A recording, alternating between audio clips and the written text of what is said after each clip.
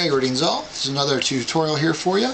As always, right down there is my Magic Tutorials disclaimer. If you've never seen it before, watch that at least once before watching my videos. It's not very long. For this one, we'll need some cards.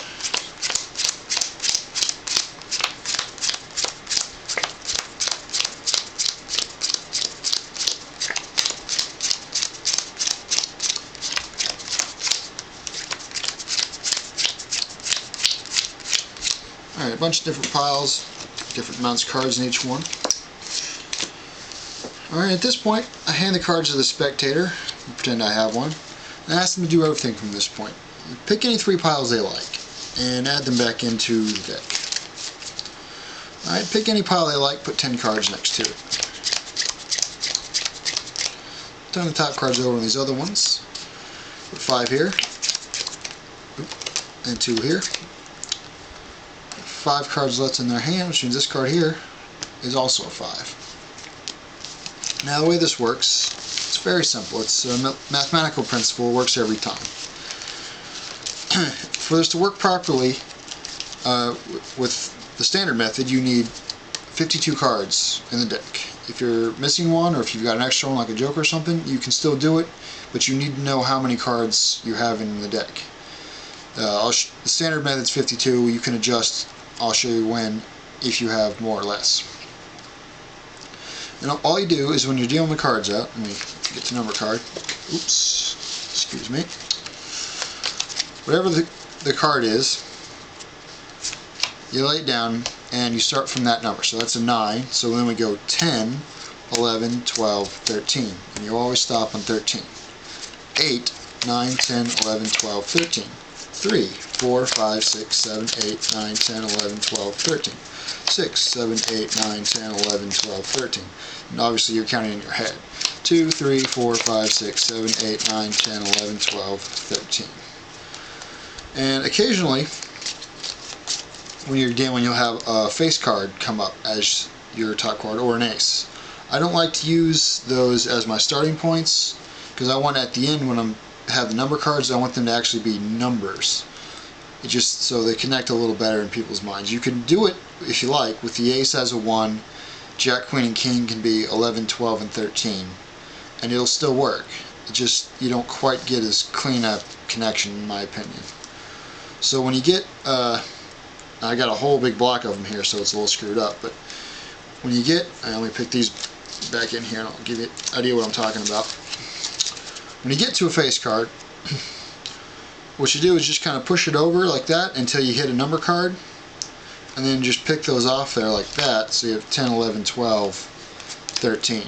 That's how I deal with that. And then just continue on as before. 3, 4, 5, 6, 7, 8, 9, 10, 11, 12, 13. And when you get down to low cards like this, just a few cards left, then just call those extra. And it doesn't matter how many piles you end up with. 5 to 7 is usually what you get, about what you get, depending on how big they are. But it doesn't really matter how many you have left. And then flip them all face down. If you want, you can take the time to square them up. It doesn't make a lot of difference. Give the leftover cards to the spectator, and then from there you can just proceed as in the performance. They can pick any 3. Doesn't matter which 3 they pick. It's a totally free choice. It will not affect the outcome in any way. Any pile they like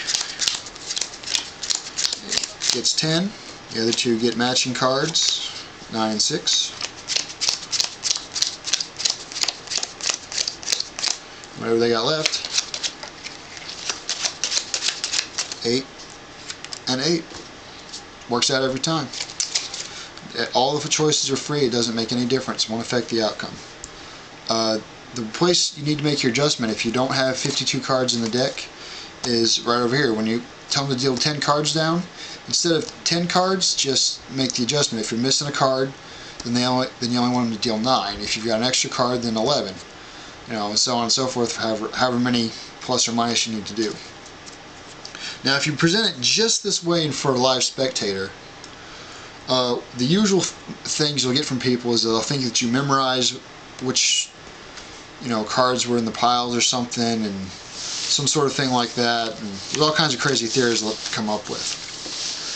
What I like to do for this effect, if possible, rather than plus they since you're there, you see which piles they pick, and you see which ones they're doing all the stuff with. So it seems like maybe you can control it that way. So what I like to do for when I'm doing this, face to face, is when I've got my piles out here, that I've set up, I'll hand the extra cards to the spectator, and then I'll leave the room. I'll go in the next room and call them on my cell phone, onto their cell phone or the house phone or whatever works.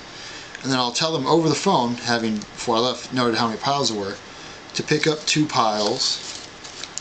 Alright, and then I'll tell them to pick which one of the 3 is left they think is their favorite.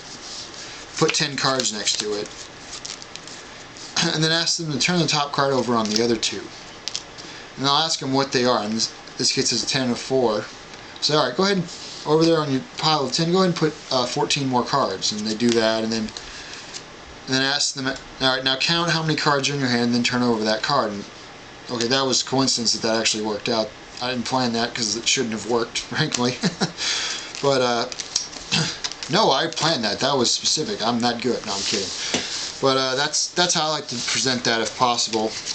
And there's anything else that you want to come up with yourself, you get the principles of how you get the numbers to match, and you can come up with any way you like to present how that works. So I like to call that pile 13, but I don't tell the spectators that because it could kind of give it away. So have some fun with that.